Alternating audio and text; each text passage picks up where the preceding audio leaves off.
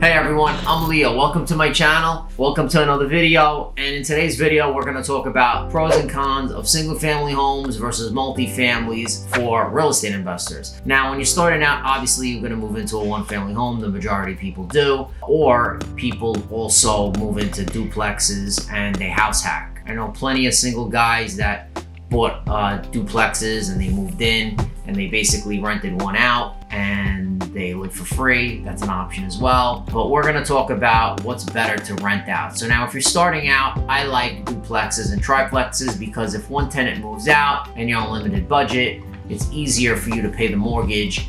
It's just easier to be financially stable when you do that. And when the bank actually gives you a mortgage, they actually factor that in. You know, they realize that the downtime when they figure out your debt to income ratio, if you can actually carry the mortgage, you know. Also, single family homes are cheaper and it's a lower barrier of entry and you can find them easier than duplexes. Sometimes areas that you do have duplexes, they're very competitive and they're very hard to find. The areas that I bought them on, I had to like scour the area. Sometimes I even have to buy basically retail over the years just to find a good deal, you know. Again, it depends on the area you're in. Single family homes, there's pros and cons to them as well when it comes to like repairs. Obviously, if you have 5 single family homes, you got 5 hot water heaters, you got 5 roofs, 5 insurance policies. It's a pain in the butt sometimes. Multis are different. They're all under one roof. You have one roof. If it's a triplex,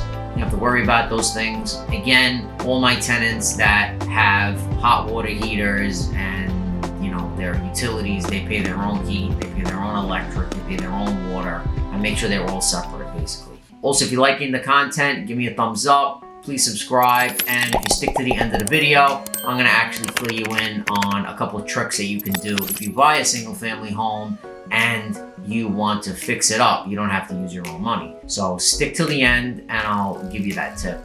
Back to my single family and duplex debate. It really depends on your portfolio. If you are a seasoned investor and you have a lot of properties, you could throw in a single family home here and there if it's a really good deal. I mean, you could do a BRRR, basically, buy, rehab, refinance, rent out, and repeat, and then you could pull out some serious equity doing that. So it really depends. So basically, if you have 5 single family homes and one person moves out, you still got 4. So technically you have like a 5 family, right? The same thing with like a triplex or like a duplex. So if you have a triplex and a duplex and one moves out, you're still getting paid. But someone who lives in a house and has one rental property and they're paying $2,000 a month, hypothetically, it doesn't really fit in for them. So if you're an investor, I don't see the difference really, as long as the numbers make sense and you're making money. Then eventually when you get to a point that you don't want to deal with duplexes and triplexes, you start buying 30 units, 40 units, that's when you start really getting crazy. I'm starting to do that now. We're starting to like roll our money into like large developments. It's just easier for us to manage. We're still doing flips. We're trying to do larger flips. So you kind of like, as a seasoned investor, I mean, it's taken me almost 20 years to go into like really big multis. You know what you know, and then eventually you start hanging out with people that do multis, and then you do a multi, and it's contagious, and you learn things, and you just evolve as human beings and investors. It's the same way. So I hope that clarified a lot of things about single family and multifamilies. Let me give you the tip about renting out for tenants. I like Section 8 tenants. Section 8 tenants are government assisted tenants, and usually when you put the house on the market, they actually find your property and they give you a voucher and the government pays you the rent. I have tons of Section 8.